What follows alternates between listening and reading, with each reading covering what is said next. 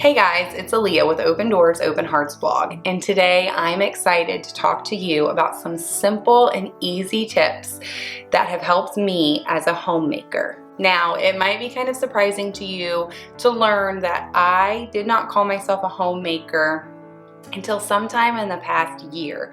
I have been married for 11 years. I've been a mom for 7 years, and I've been a full-time stay-at-home mom for 3. And 3 or 2? 2. It's been 2 years. I have been a full-time stay-at-home mom, but even before that, when I was working, I was only working 2, and then the last couple years, I was only working 1 day a week. So, I mean, for all intents and purposes, I was a full-time mom, a full-time stay-at-home mom. So, what changed? Like, why did I never call myself a homemaker before? I think it was just like a mental block in my head. I felt like in order to attain this title of homemaker, you had to be something more than what I was. And I don't know, just something I've learned in the last year is that that is so not true. That is just one of the many lies that I have been believing. And so I was able to kind of like break free from that lie and recognize that I am a homemaker. I am not a perfect homemaker, but I am a homemaker all the same. None of these things am I perfect at and do I do 100% of the time. I just want like this big disclaimer across the screen, like I am not perfect. I do not do these things every day, but they help me on the days that I do them. So, number 1, I like to wake up before the rest of my house wakes up. It's a really peaceful time at my house. Everybody is sleeping.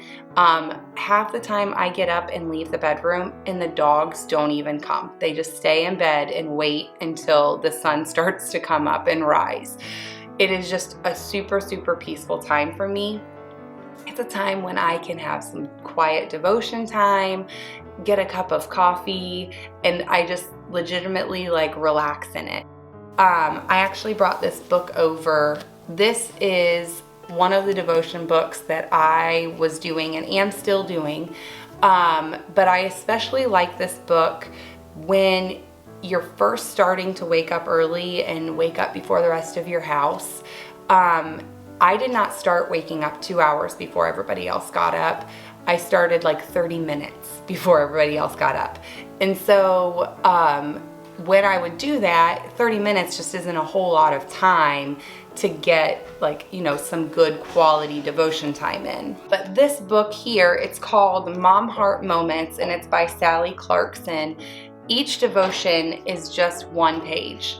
So you're able to get some motivation, inspiration, and sometimes a swift kick in the butt in just reading 1 page. This was a really, really good book for me when I was in that season when I was not waking up early, but like not waking up as early, but I still was able to like soak in a little bit, just quick 15 minutes.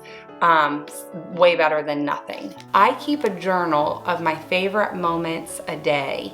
I got the journal from, I don't use that journal anymore, but the first one I did, I got from my mother-in-law for Christmas. And I would pick my favorite moment from like in the morning, I would write it down based off the previous day, my favorite moment with my husband, and then my favorite moment with each of my girls.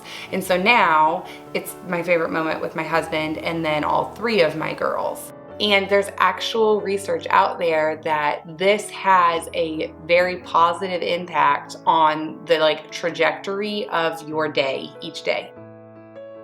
Another thing that I like to do is keep my room clean. And this is kind of, I do this on Monday mostly. I really focus on cleaning my bedroom on Monday. Monday is when I will kind of like, I'll do the deep clean stuff. I'll sweep the floors, I'll dust the dressers, I wash the sheets, I do all the things on Monday. But then like just generally every morning, I like to make my bed.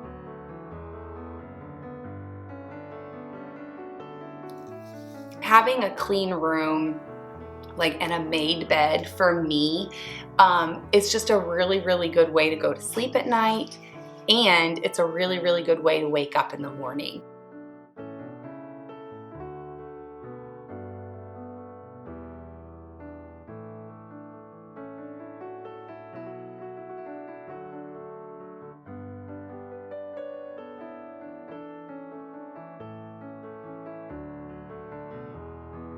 After I have that all done, then I just start going throughout my day, like what I would typically do. And I will talk about my like daily schedule at the end of this video. I just feel like it fits there. But this is like the time of the day when I will start just doing some house chores like laundry, dishes. We do homeschool in the morning, so that's also when I'll make granola or yogurt or cheese. All the things that are just kind of like regular maintenance things, cleaning the bathrooms, washing the girls' sheets, all the things. And again, for me, this is not like one of my girlfriends is like superwoman, and every Monday she does the sheets. Every Tuesday she cleans all the bathrooms. Every Wednesday I don't know, all the things. Like she has a very rigid schedule and it works for her. For me, I have a list of things that I'm going to get done that week, and I look at my mornings, and each morning I decide what thing I'm going to get done that week. So you can be as rigid as my girlfriend, or you can be as flexible as I am, but either way, you should create some sort of a plan so you know where you're going.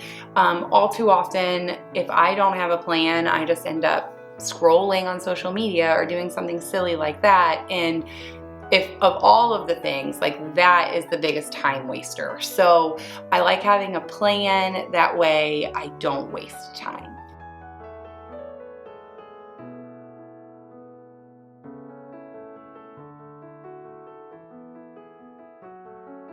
So the next thing that we like to do, and by we like to do, I mean I like to do, the girls don't like it, is we do a 15-minute cleanup in the evening.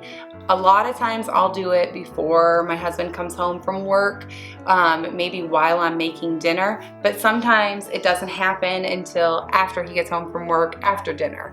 But at any rate, the girls know when I say, okay, it's time for a 15-minute cleanup, they'll set a timer and they know that they need to get like our main living space picked up each day. So again, if this works better for you in the morning, do it in the morning. But for me, since we're home all day long, the girls are really, really good at making messes all over the house.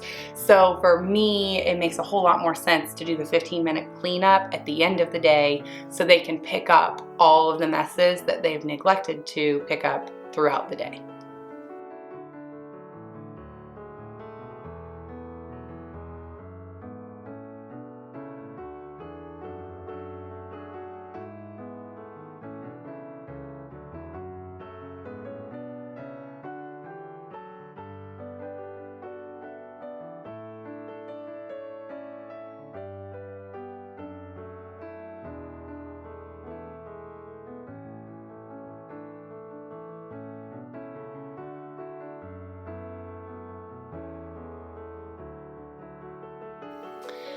I don't know where I got this terminology for this tip, but I like to put my kitchen to bed.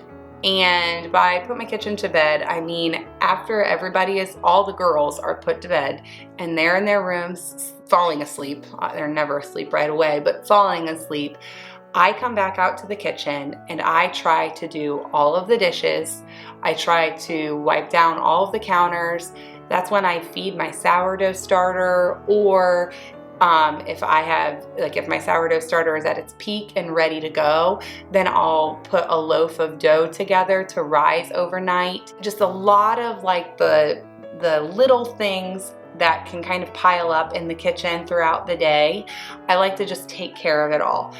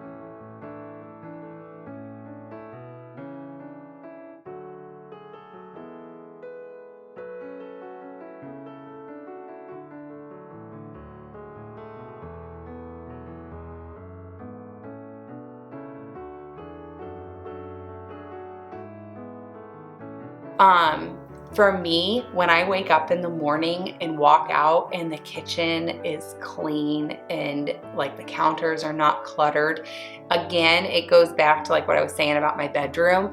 It just really helps me to be able to relax in the morning and enjoy the quiet time, because I'll be honest, if I walk out to this kitchen and I did not put the kitchen to bed the night before, I will start doing dishes, unloading the dishwasher, doing them by hand, and then I'm not gonna get my quiet time in the morning before the day starts, and that's really, really detrimental to the day.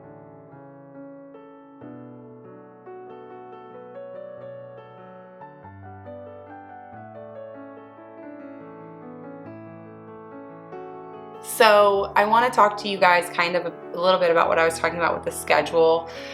I create an ideal day schedule each season, basically. So heading into fall, I'm pulling out my ideal day template, printing it, and writing in what my ideal day looks like. So, and this is like a work in progress always. So not only am I super flexible with this, but it's also a work in progress. So I kind of draft it out and then we start living it, and then maybe I add some stuff in like, oh, this isn't working, we need to do this here. I cross this off, and if I'm being completely honest, I have to like reprint this thing multiple times just because sometimes what I thought was ideal just doesn't actually work for real life. But having this list helps me kind of see, okay, it's 4 o'clock. What should we be doing at 4 o'clock? My mind's gone crazy today. It's been a crazy day. What do we do at 4? Oh, 4 o'clock? Family read aloud time. That's perfect for a crazy day at 4 o'clock. So this has just been super helpful. It also helps prevent me from aimlessly scrolling on social media. One of the last things I really want to touch on is do not do it alone. I depend on other people to do homemaking. One of the examples is this week, I went to my girlfriend's house to help her can her tomatoes in her garden. And then later this week, she came to my house to help me can the tomatoes in my garden. You would not believe, I mean, maybe some of you know, the amount of work that goes into cutting up all these tomatoes for canning as many tomatoes as we're trying to can. But then also anything like something just as simple as asking the kids to help do chores and pick up around the house. Having a community of people. I mean, even these tomatoes that we're canning, half of the tomatoes are mine and half of the tomatoes are another girlfriend who grew them, who's in the middle of moving to a new house and she can't can them. So I went and picked up all the tomatoes and we're gonna can all these tomatoes together because we're a community and we're a family outside of our family and we take care of each other. There's so many ways that this can look. It doesn't have to look like canning tomatoes like it does for me right now. That's just the season I'm in. But don't do it alone. Thank you so much for watching. I really hope that this video was encouraging and inspiring for you. If you enjoyed my video, I would love for you to hit the subscribe button down below. I'll see you next time.